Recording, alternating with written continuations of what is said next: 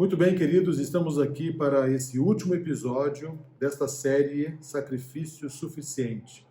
Nos outros episódios, nós já tratamos assuntos maravilhosos, né? Temas extraordinários. Eu quero, inclusive, dar uma recapitulada com você.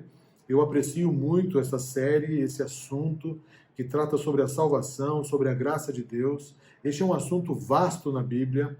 Nós estamos dando apenas algumas pinceladas para que tenhamos assim uma noção maior, uma compreensão maior a respeito da maneira como somos alcançados.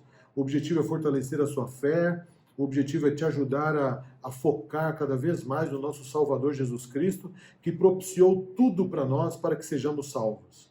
Eu quero relembrar com vocês inicialmente aquilo que nós tratamos nas mensagens anteriores.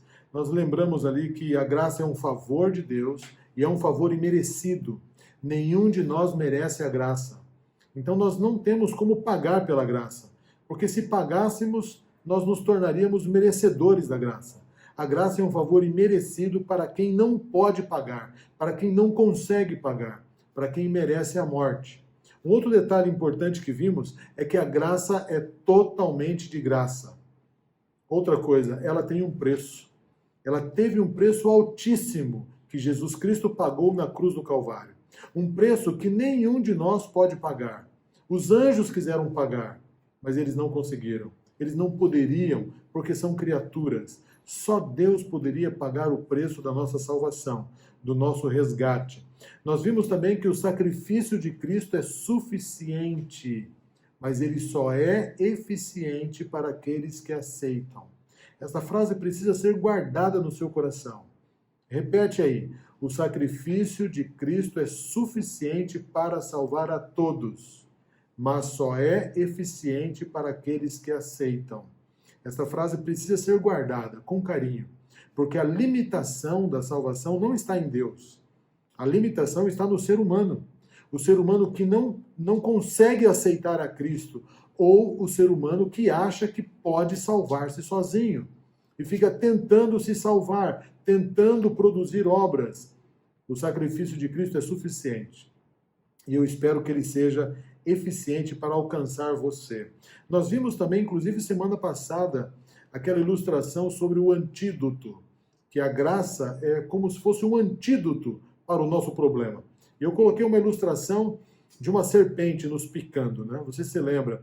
E a serpente, então, ela efetuou ali a sua ação, e a picada da serpente gerou em nós uma série de sintomas, uma série de problemas. E começamos então a sentir o efeito do veneno, dores de cabeça, enjoo, dor nos olhos, as juntas começam a doer, e o olho começou a produzir bolhas, e sabíamos que em 24 horas ou 48 horas esse veneno cumpriria o seu papel e nós teríamos a morte. Um veneno fatal.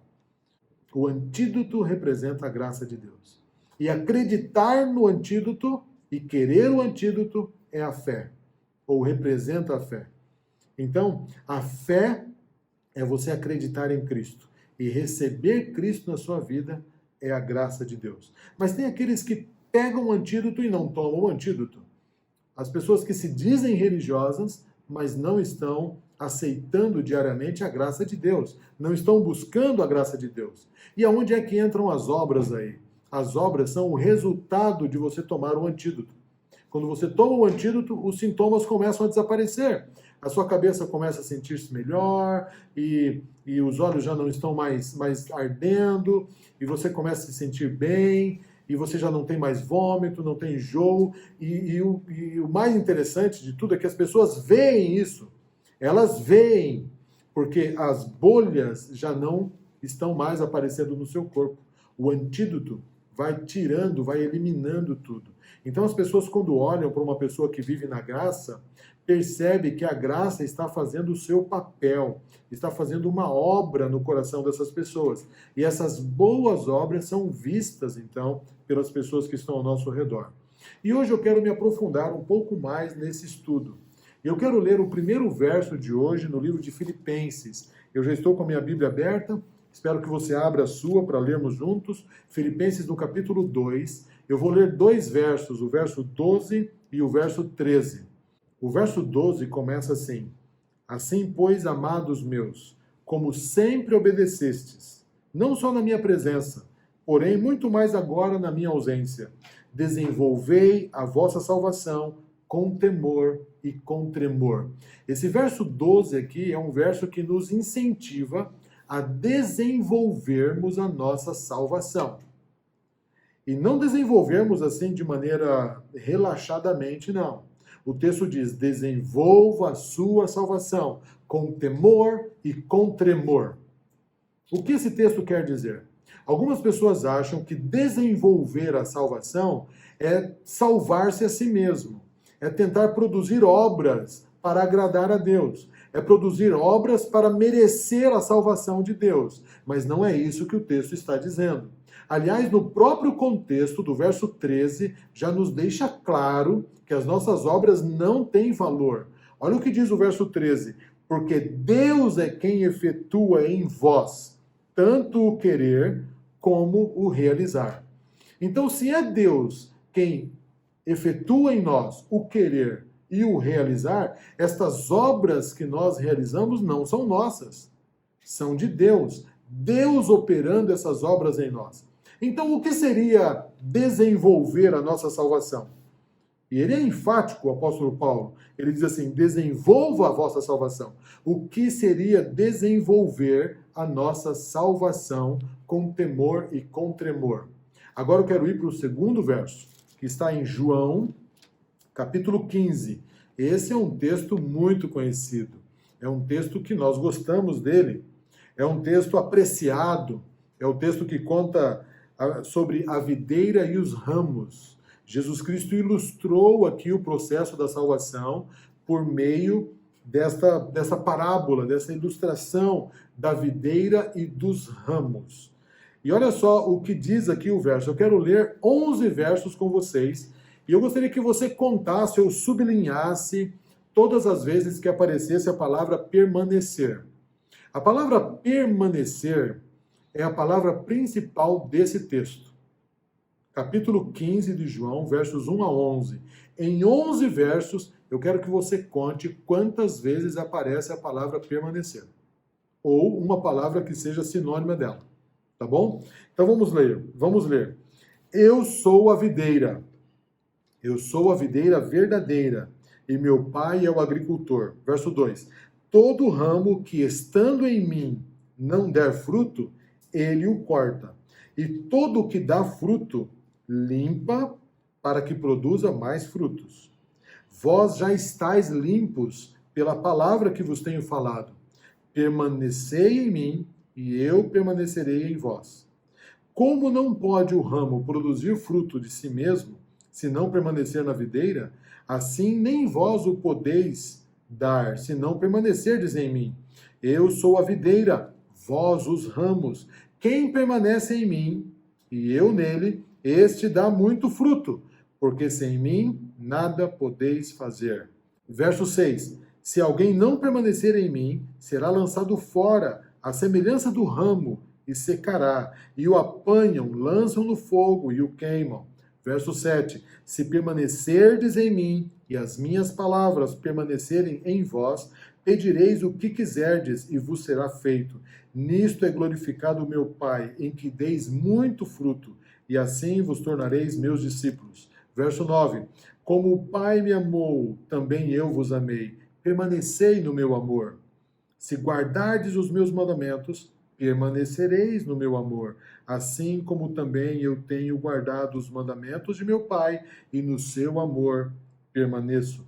Tenho-vos dito estas coisas, para que o meu gozo esteja em vós, e o vosso gozo seja completo. Você percebeu nesses 11 versos quantas vezes aparece a palavra permanecer? São 10 vezes. E no verso 11, há uma palavra muito semelhante que tem essa ideia de permanência, que é a palavra esteja, que diz assim: para que o meu gozo esteja em vós, ou permaneça em vós. Contando com essa palavra aqui, são 11 vezes. Jesus aqui está sendo muito enfático. permaneçam em mim, permaneçam em mim. Você não poderá realizar grandes coisas se não permanecer em mim. Todas as suas obras são dependentes desta permanência. Observe, o texto está dizendo que nós fomos criados com o propósito de produzir fruto. Para que serve uma videira se ela não produzir fruto? Nós vimos durante essa Semana Santa o texto da figueira que foi amaldiçoada, porque ela não tinha fruto, ela era inútil.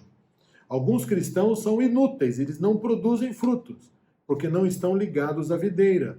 Isso quer dizer que eles não são cristãos verdadeiros. Porque existem cristãos verdadeiros e cristãos falsos. Existem o trigo e existe o joio.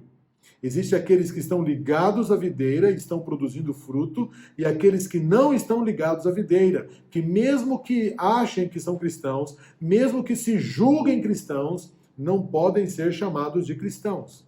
A Bíblia diz aqui que Jesus Cristo é a videira. Ele é a videira verdadeira. Nós fomos criados para estarmos em conexões profundas e diretas com Deus, conexões constantes com Deus. Mas quando o pecado veio ao mundo, essa conexão foi quebrada. Essa conexão com Deus foi cortada e nós fomos desligados da videira. E longe da videira, o nosso destino seria morrer, desaparecer. A palavra disse, certamente morrerás. E todos nós morreríamos. Adão e Eva morreriam para sempre. O salário do pecado é a morte. Ao pecar, o ser humano separou-se de Deus. Ao pecar, o ser humano foi cortado da videira. O galho ficou longe do tronco. E passamos então a ter dificuldade de produzir frutos. Ou seja, separados de Deus, que é a videira verdadeira, separado de Jesus Cristo, nós perdemos a capacidade de produzirmos fruto. Perdemos a capacidade de amar, perdemos a capacidade de produzir boas obras. E todas as obras que passamos a produzir longe de Deus foram obras do pecado, se tornaram obras amargas em nossa vida. Queridos, não há vida longe da videira. Além de não produzir fruto, quem está longe da videira morre. Porque o galho que está longe do tronco, ele perde a vida, ele seca, e ele não serve para nada senão para ser queimado. O nosso fim, o salário do pecado, é a morte. Nós aprendemos que Jesus Cristo veio para morrer por nós. Ele veio para nos conectar de volta à videira. E quando nós estamos ligados à videira e permanecemos na videira, Cristo produz em nós as boas obras. E o nome dele é glorificado. Aqui esse contexto fala sobre graça. A graça de Deus é a possibilidade de sermos ligados à videira. E quando somos ligados à videira, o nome de Cristo é glorificado. Nós gostamos de glória, não é? Você quer estar na glória? Então receba a graça. Deixe Cristo conectar você à videira verdadeira. Fé é crer na graça, é crer na videira, é você aceitar a seiva de Cristo fluindo na sua vida, te ligando à videira e assim produzindo muito fruto. Eu gosto muito dessa ilustração, a ilustração da figueira, porque essa ilustração da figueira nos mostra que as boas obras são a evidência, são o resultado de estarmos ligados à videira. Nós temos aqui essa planta, né? Essa aqui é uma planta da minha esposa. E eu deixei ela de propósito aqui para ilustrarmos aqui a respeito dessa parábola. Eu vou mexer aqui um pouquinho, vou tirar aqui um galhozinho bem aqui de baixo para fazer uma ilustração. Olha o que está acontecendo aqui, ó. E olha o que eu fiz aqui. Eu retirei este galho da planta. Foi isso que aconteceu com a entrada do pecado. Este galho aqui, ó, ele não tem mais vida. Para ele secar e morrer definitivamente, é uma questão de tempo. Ele ainda está verde, aparentemente ele está bem, está saudável. Quando você olha para ele, parece que ele está produzindo, né? Ele está produzindo uma cor saudável. Se fosse uma planta frutífera, estaria até talvez com um fruto pendurado aqui. Mas nenhum galho sozinho aqui consegue produzir fruto. Nenhum galho de flor, por exemplo, consegue continuar exalando o bom cheiro que a flor tem. Uma flor, ela tirada do seu caule, ela começa a secar, ela perde o seu bom cheiro, ela perde a sua beleza, ela fica seca, murcha e ela morre. É isso que acontece com alguém que está desligado da videira. Não produz, não tem vida. E a vida que tem, não tem graça. Essa vida aparente aqui, ó. Parece que tem vida, né? Mas já não tem graça nenhuma ficar com esse galinho aqui. Em poucas horas esse galho vai secar e morrer. Isso acontece conosco. Nós vamos secando e morrendo à medida em que nos distanciamos de Deus. A palavra-chave desse contexto que lemos, desse texto aqui de João 15, como eu disse, é permanecer. 11 vezes a palavra se repete. E quando lemos aqui no verso anterior, no verso de Filipenses, o apóstolo Paulo dizendo assim: desenvolvei a vossa salvação com temor e com tremor. Quando lemos em Filipenses que nós devemos desenvolver a nossa salvação, eu quero relacionar essa palavra, desenvolver a salvação, com permanecer ligado à videira. Isto é o que Deus espera de nós. Que nós desenvolvamos a nossa salvação, ou seja, queiramos, que nós venhamos a desejar muito estarmos ligados à videira. E não apenas desejar muito, mas permitir que o Senhor nos ligue à videira. Em outras palavras, o Senhor quer que nós permaneçamos, que tenhamos comunhão com Cristo Jesus, de maneira que Ele trabalhe em nossa vida, de maneira que Ele trabalhe por meio da nossa vida, produzindo obras para alcançar outras pessoas. Agora, a grande pergunta que eu faço é: como ter comunhão? Dentro desse próprio contexto aqui, há 2 versos muito ricos que falam sobre como desenvolver comunhão com Deus. O primeiro é o verso 3. No capítulo 15, versículo 3, diz assim: vós já estáis limpos pela palavra que vos tenho falado. Em outras palavras, é pela Bíblia, pela palavra de Deus, que nós desenvolvemos comunhão com Deus. Você precisa ler a sua Bíblia, estudar a sua Bíblia. Não existe cristão que desenvolva obras maravilhosas, obras boas, obras de Cristo, sem a presença de Cristo por meio da sua palavra. Se nós não estudarmos a Bíblia, nós não vamos produzir boas obras, não vamos produzir bons frutos. Nós só podemos ter comunhão com Deus por meio da palavra de Deus. O segundo verso é o verso 10, que fala sobre a obediência. Diz assim o verso 10: se guardardes os meus mandamentos, permanecereis no meu amor, assim como eu tenho guardado os mandamentos do meu Pai, e no seu amor permaneço. É com a palavra de Deus que nós temos comunhão, e é com a decisão de obedecermos a palavra que nós temos comunhão com Deus. De nada vale eu ler a palavra se eu não quero seguir o que a palavra diz. Mas quando eu leio a palavra e obedeço a palavra, eu desenvolvo comunhão com Cristo Jesus. E é isso que significa desenvolver a nossa salvação com temor e com tremor. Era isso que o apóstolo Paulo estava dizendo em Filipenses. A comunhão, ela não se desenvolve automaticamente. Deveria ser natural, né, para uma planta, e aqui, nessas plantas aqui, é natural o galho estar ligado ao caule. É natural o galho estar ligado à videira, por exemplo, mas não entre nós. Entre nós, seres humanos, não é assim, porque nós já nascemos desligados da videira. Você sabia disso?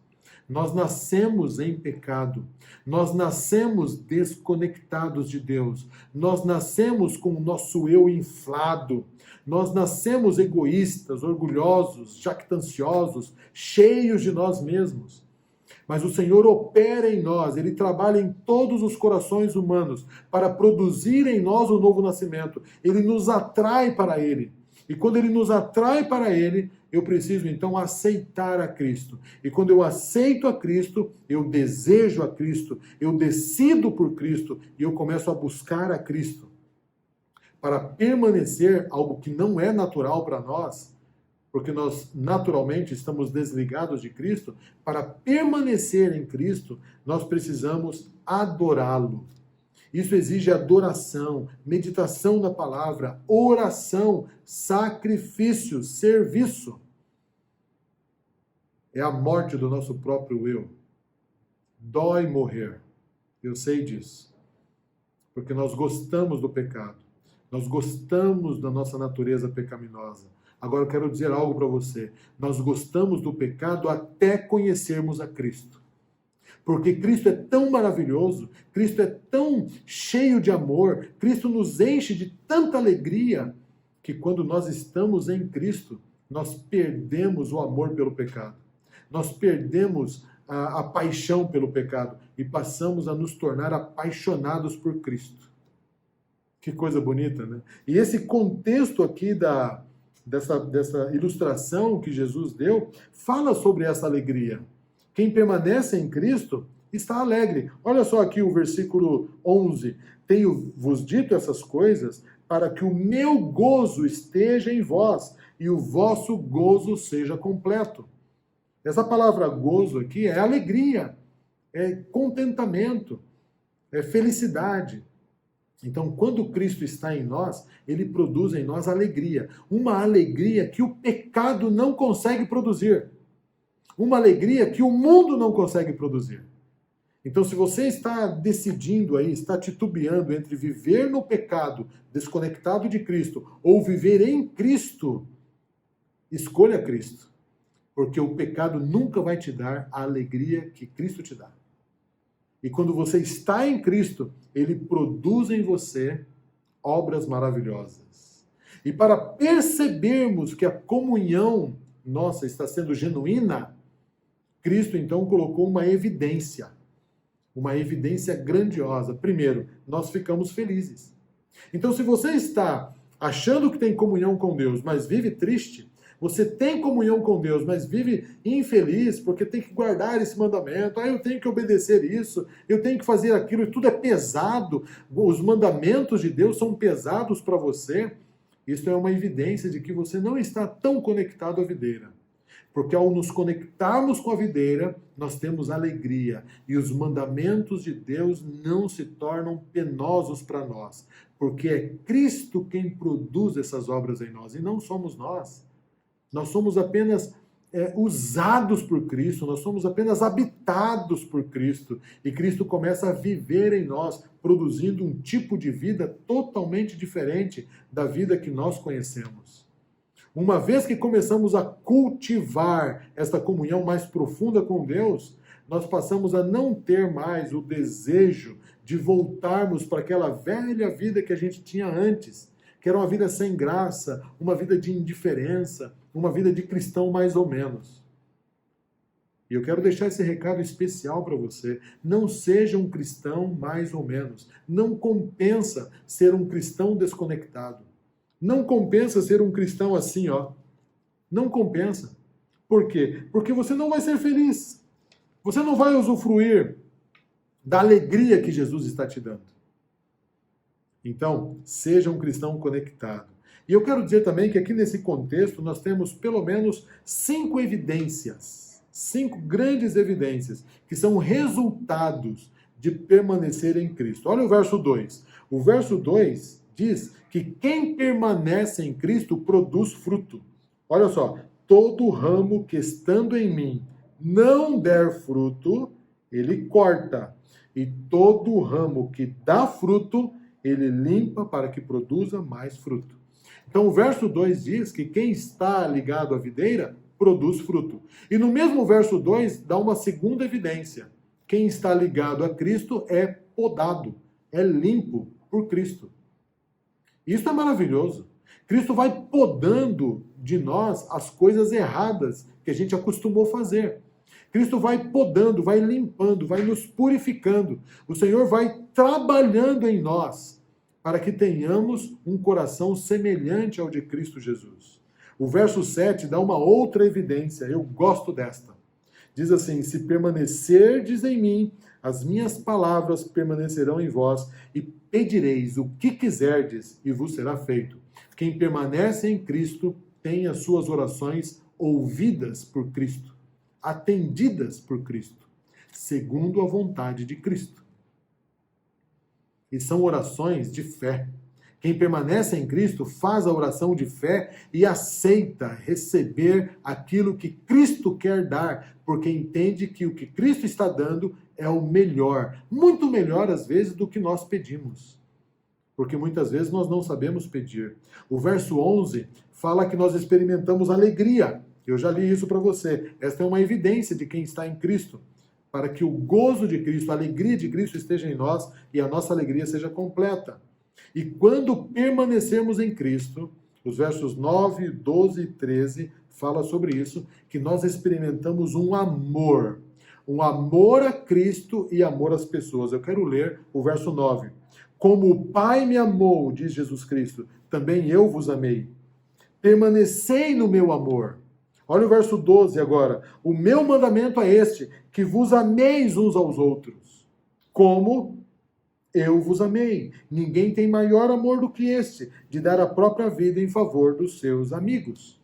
Então, quando permanecemos em Cristo, Cristo produz em nós amor a Ele, para permanecermos no amor dele, e amor ao próximo, para amarmos ao próximo como amigos, ao ponto de entregarmos a nossa vida ao próximo, para ajudarmos os nossos amigos.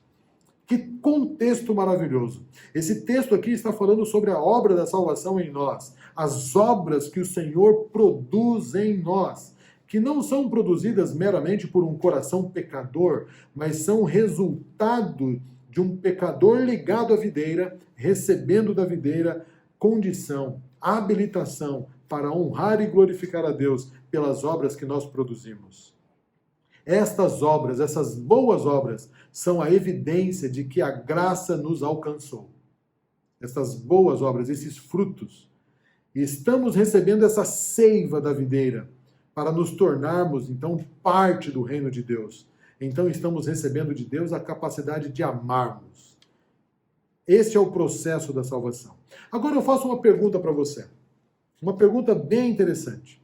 Tá? E com essa pergunta eu vou para a parte final da mensagem. Um galho desligado à videira consegue produzir fruto? Aqui está, ó. O galho está separado. Vamos supor que isso aqui fosse uma árvore frutífera. O galho separado da videira consegue produzir fruto? Sim ou não? O que você acha? Responda aí. Se você acha que não, eu quero ler um texto bíblico para você que vai te fazer pensar. Vamos ler? Vamos ver. Abra sua Bíblia aí em João ainda. Volte um pouquinho, nós estamos em João 15. Nós vamos para João capítulo 3. E eu quero ler alguns versos com vocês neste capítulo. João capítulo 3. E vamos ler os versos 16 até o 21. Olha o que diz a Bíblia nesses versos. Porque Deus amou o mundo de tal maneira que deu o seu Filho unigênito, para que todo que nele crê não pereça, mas tenha a vida eterna. Esse é um verso muito conhecido. Agora, o que diz o verso 17? Portanto, Deus enviou o seu Filho ao mundo, não para que julgasse o mundo, mas para que o mundo fosse salvo por ele.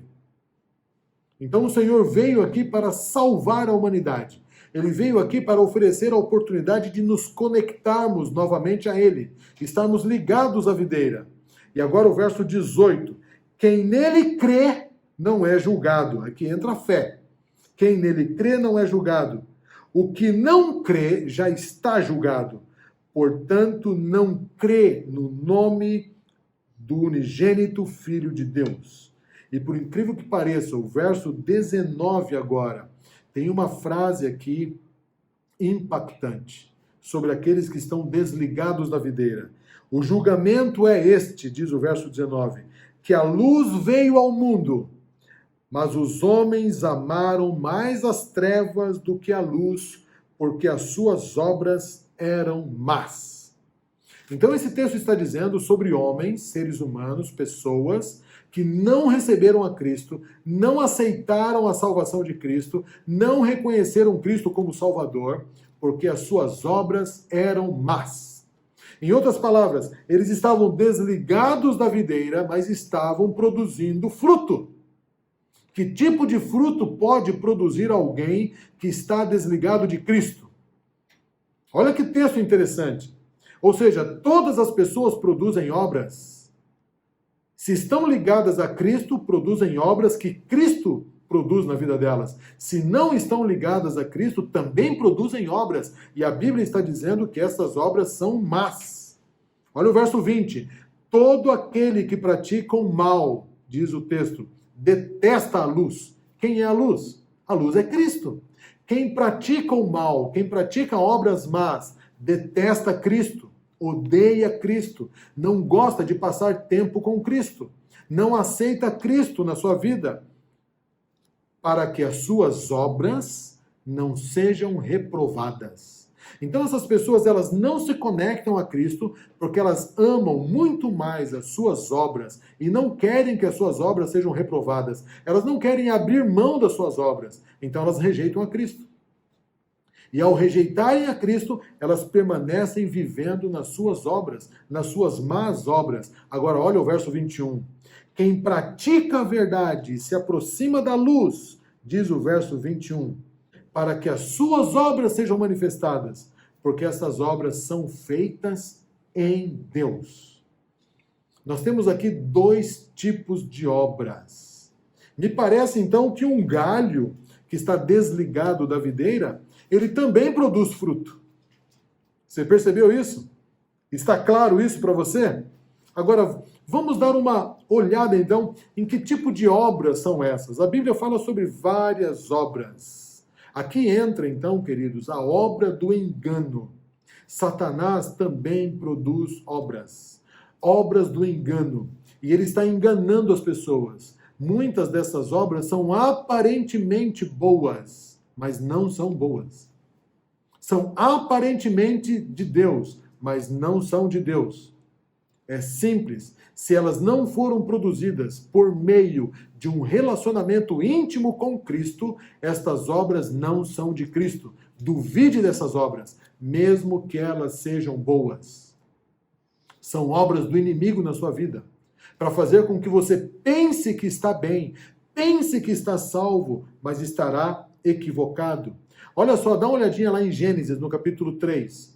Gênesis capítulo 3, eu vou voltar com vocês aqui no Antigo Testamento. Eu vou deixar um pouquinho o livro de João e eu quero ler aqui com vocês o capítulo 3, no versículo 6. Qual foi a primeira obra que Eva cometeu ou praticou depois que ela comeu o fruto? Quando Eva comeu o fruto é porque ela decidiu separar-se de Deus. E longe de Deus, ela não deixou de produzir obras. Olha que obra que ela desempenhou aqui. Verso 6. Vendo a mulher que a árvore era boa para se comer, agradável aos olhos, árvore desejável para dar entendimento, tomou do fruto e comeu. E logo depois de comer, o que ela fez? O verso bíblico diz, e ela deu também ao seu marido. Olha a obra que Eva fez, uma obra de engano. Ela foi lá e enganou o seu marido e deu fruto para ele. Destruiu a vida do seu marido. Eva se tornou uma aliada da serpente, amiga da serpente, para fazer a obra da serpente. Porque a serpente fez a obra para enganar Eva, mas a serpente não precisou enganar Adão, porque agora a serpente produziu esta obra do engano no coração de Eva, e Eva foi um instrumento nas mãos do inimigo para tentar e derrubar o seu marido. Então aqui em João, no capítulo 3, onde nós estávamos, e eu peço que você volte neste capítulo, que ele é muito precioso, em João capítulo 3 nós temos as obras boas, que são as obras que Deus produz em nós, que está aí no versículo 20, e nós temos as obras más, que são as obras, no capítulo 20 e o 21, né, que são as obras que Deus produz em nós. E as obras más nos versículos anteriores, 19, que diz que são as obras do pecado, as obras que o inimigo produz em nós. Então nós temos dois tipos de obras. Eu quero fazer uma ilustração muito interessante para você. Eu não sei se você já viu pés de maçã, uma macieira. Não é muito comum termos pés de maçãs aqui em Cuiabá, onde eu moro. Mas quem mora no sul, especialmente, porque maçã precisa de um clima frio para produzir, é muito comum conhecer macieira. O pé de maçã é uma árvore linda. Os frutos vão ficando vermelhinhos, rosados, com as maçãs vermelhas, elas são lindas. E aquela árvore cheia de maçãs dá gosto de ver. E dá gosto também de pegar aquele fruto e comer. Quando você chega perto de uma macieira, para quem conhece a macieira ou conhece o fruto da maçã, está familiarizado com a maçã, e eu creio que maçã é um fruto bem comum, ao olhar para uma macieira, consegue perceber que ali se trata de uma macieira, o pé de maçã. E não é assim desafiador você tomar um fruto e comer, porque você conhece aquele fruto. Não é perigoso você fazer isso. Mas tem uma outra árvore que é muito parecida com a macieira, mas ela não produz maçã. Ela produz um fruto muito parecido com a maçã. E o nome dessa árvore é mansinela. Dá uma olhadinha nessa árvore aí. Olha só como ela é. Olha só o fruto que ela produz. Um fruto verde parecido com a maçã. E eu vou colocar as duas imagens agora para você ver. Compare a maçã e a maçã da morte, que é o fruto que a mansinela produz. Nós temos a macieira e a mansinela. Se você enganadamente tomar esse fruto da morte, essa maçã da morte, e comer, você vai passar muito mal. Olha só o que eu trouxe aqui para vocês de informação sobre esta árvore. Esta árvore, ela foi para o Guinness Book, o livro dos recordes, como a árvore mais perigosa do mundo. Eu imagino que o nível de periculosidade desta árvore seja por conta da aparência desse fruto, porque se parece muito com uma maçã, e as pessoas enganadamente podem pegar o fruto e comer, pensando se tratar de uma maçã, e não é. E se você comer desse fruto, olha só o que pode acontecer com você.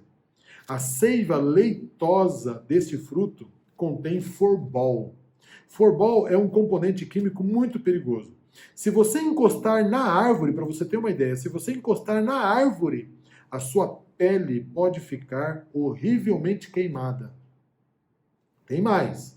Se você refugiar-se debaixo dos seus galhos durante uma chuva tropical, por exemplo, e a água bate nas folhas e nos galhos dessa árvore e toca em você, pode ser um desastre para a sua vida.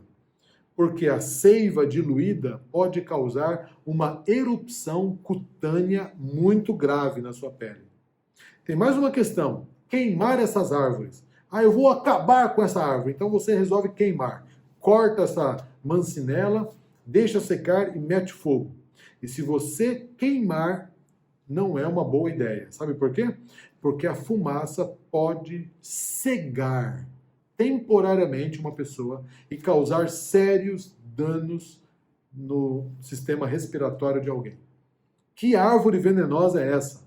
Comer desse fruto tão bonitinho que parece uma maçã pode causar vômitos e diarreia tão constante na pessoa ao ponto de desidratá-la.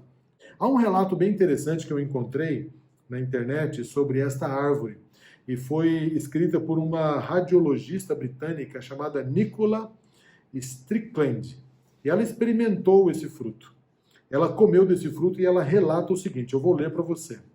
Então eu vi as frutas verdes, diz ela, que aparentemente haviam caído de uma árvore grande. Eu mordi aquela fruta. Eu achei agradavelmente doce. A minha amiga fez o mesmo. E um pouco mais tarde, nós notamos um gosto estranho e picante na boca, que virou ardência e depois dor, com uma pressão muito forte na garganta. Os sintomas pioraram nas 2 horas seguintes, até que não conseguíamos mais comer alimentos sólidos, pois a dor era insuportável. A sensação era de ter um grande nó obstruindo a garganta. Por sorte, 8 horas mais tarde, os sintomas orais começaram a melhorar, mas os gânglios linfáticos ficaram muito sensíveis. A nossa experiência provocou um genuíno terror e incredulidade entre as pessoas que estavam próximas a nós. Esse foi o resultado de eu comer essa fruta venenosa, diz esta senhora. Queridos, assim como a mancinela produz um fruto muito parecido com a maçã, Satanás também produz frutos na vida das pessoas que se parecem com frutos do Espírito, mas não são. É a obra do engano. O falso cristão produz fruto. Ele pode produzir falsos frutos que parecem frutos verdadeiros. São bem parecidos com as obras de Deus, mas no julgamento final se mostrarão de que esses frutos eram completamente antagônicos aos frutos do Espírito. Você se lembra o que está escrito em Mateus capítulo 7? Eu vou citar para você dos versos 21 e 22, que diz lá, né? Nem todo aquele que diz Senhor, Senhor entrará no reino de Deus, mas aquele que faz a vontade do meu Pai que estás nos céus. Porque naquele dia muitos dirão, Senhor, eu profetizei em teu nome, realizei milagres em teu nome, expulsei demônios em teu nome, mas eu os direi abertamente, apartai-vos de mim, porque eu não vos conheço. Cristo conhece aqueles que estão ligados a Ele. As boas obras, elas só podem ser consideradas boas se elas são fruto dessa permanência em Cristo. E isso é muito importante para nós. Eu quero concluir essa mensagem lendo para vocês alguns textos do Novo Testamento que falam sobre 3 tipos de obras, para você nunca mais esquecer. Algo muito importante para você levar para a sua vida. O primeiro tipo de obra está em Romanos capítulo 8. Em Romanos capítulo 8, apresenta aqui as obras da carne. E eu quero ler aqui alguns versos com vocês. Versículo 4. A fim de que o preceito da lei se cumprisse em nós, que não andamos segundo a carne, mas segundo o Espírito. Verso 5. Porque os que se inclinam para a carne cogitam das coisas da carne, mas os que se inclinam para o Espírito, das coisas do Espírito. Porque o pendor da carne dá para a carne, mas o pendor do Espírito para a vida e paz. Por isso, o pendor da carne é inimizade contra Deus, pois não está sujeito à lei de Deus, nem mesmo pode estar. Esse texto aqui, eu gostaria que você lesse depois, o capítulo 8 de Romanos, fala sobre as obras da carne, o desdobramento da natureza humana pecaminosa, frutos que são produzidos por estarmos longe da videira verdadeira, sem o Espírito. E quando estamos longe do Espírito, diz aqui o contexto, verso 8, por exemplo, porque os que estão na carne não podem agradar a Deus. Quando estamos longe de Deus, estamos na carne e só conseguimos produzir obras da carne. São obras humanas, ok? O segundo tipo de obras são obras da lei, que está em Gálatas, capítulo 2, verso 16. Vamos para Gálatas 2, verso 16, que diz assim: Sabendo, contudo, que o homem não é justificado por obras da lei, e sim mediante a fé em Cristo Jesus. Portanto, temos crido em Jesus Cristo para que fôssemos justificados pela fé em Cristo, não por obras da lei. Pois, por obras da lei, ninguém será justificado. Esse segundo tipo de obra aqui, a obra da lei, são as obras que alguém tenta produzir longe de Cristo. Uma pessoa tenta guardar a lei, ou ela até consegue guardar a lei para ser salva. Essas obras da lei não têm valor. Mesmo que a gente produza obediência da lei, mesmo que a gente guarde todos os mandamentos, não haverá salvação, porque não haverá amor. Você se lembra do jovem rico? Ele guardava todos os mandamentos, mas não quis seguir a Cristo. Quando Cristo disse, vende o que tem, segue-me, ele foi embora. Ele não queria estar ligado à videira, mas ele guardava os mandamentos. Essas obras, então, são o segundo tipo de obra descrita na Bíblia. Temos as obras da carne e as obras da lei. E qual é, então, o terceiro tipo de obra que o Novo Testamento fala que são obras que não são boas? Nós vamos ler Hebreus capítulo 6, versículo 1. que diz assim: por isso, pondo de parte os princípios elementares da doutrina de Cristo, deixemo-nos levar para o que é perfeito, não lançando de novo a base do arrependimento de obras mortas. Olha só, obras mortas. O que significa obras mortas? É a somatória das duas obras que nós lemos anteriormente. As obras da carne e as obras da lei são obras mortas. Ou seja, são obras que não têm valor nenhum. São obras que nós produzimos fora do relacionamento de Deus. Agora, qual é o único tipo de obra que a Bíblia apresenta que são obras realmente boas que o Senhor produz em nós? Nós vamos fechar com esse texto, então, que é Efésios, capítulo 2, versos 8 a 10.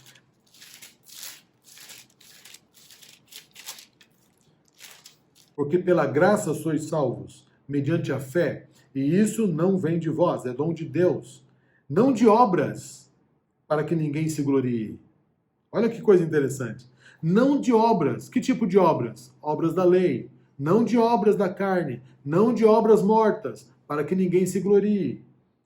Pois, versículo 10, nós somos feituras dele, criados em Cristo Jesus, para as boas obras, as quais Deus de antemão preparou para que andássemos nelas. Então o Senhor quer que andemos nas boas obras. E quando andamos nas boas obras, que são as obras que Deus preparou para nós, são as obras que Deus nos conduz, são as obras que o Espírito Santo produz em nós, nós não nos orgulhamos disso. Nós não nos jactanciamos disso. Nós não nos achamos superiores aos outros. Pelo contrário, nos tornamos humildes, reconhecendo que Deus está operando a sua salvação em nós. Se nós olharmos atentamente por meio da palavra de Deus para a nossa vida, nós vamos perceber que, mesmo não tendo intenção, todos nós já produzimos boas obras, entre aspas, ou obras que aparentemente são boas, mas são obras humanas. Porque o nosso coração humano insiste em querer produzir essas obras. Mas se nós olharmos também com muita atenção para a nossa vida, nós também perceberemos que passamos por muitos momentos em que nós dependemos de Cristo, em que nós manifestamos essa dependência de Cristo e percebemos Ele produzindo obras em nós. São essas obras que Ele quer que nós andemos sempre. E eu quero fazer um apelo para você. Esteja tão intimamente conectado a Cristo. Permaneça em Cristo tão intimamente, tão profundamente, diariamente, constantemente, para que você perceba, para que você sinta o Espírito Santo produzindo obras na sua vida, obras que glorificam a Deus, obras de amor a Deus, obras de amor ao próximo, obras para te tornar uma pessoa diferente, evangelística, uma pessoa missionária, uma pessoa fiel, uma pessoa de Deus, uma pessoa que ama a Deus, uma pessoa que ama as pessoas, uma pessoa preparada para a volta do Senhor Jesus. São essas obras que o Senhor quer produzir em nós. E eu quero orar a Deus para que essas obras sejam produzidas. Feche os seus olhos, vamos orar. Nosso Deus e Pai, produza as obras do Espírito Santo em nós, por meio da permanência. Ajude-nos a permanecermos ligados a Cristo, estudando a Bíblia, orando, adorando, buscando, tendo serviços de obediência a Cristo. Ó Deus, atraia-nos para Ti e que estas obras maravilhosas que o Espírito Santo está produzindo sejam para a honra e glória do Teu nome. E nos dê uma vida de felicidade, de alegria, de contentamento. E sejamos cristãos felizes, cristãos radiantes, cheios do Espírito Santo, aguardando a volta do nosso Senhor Jesus Cristo. Em nome desse Jesus que faz essa obra maravilhosa em nós, nós te oramos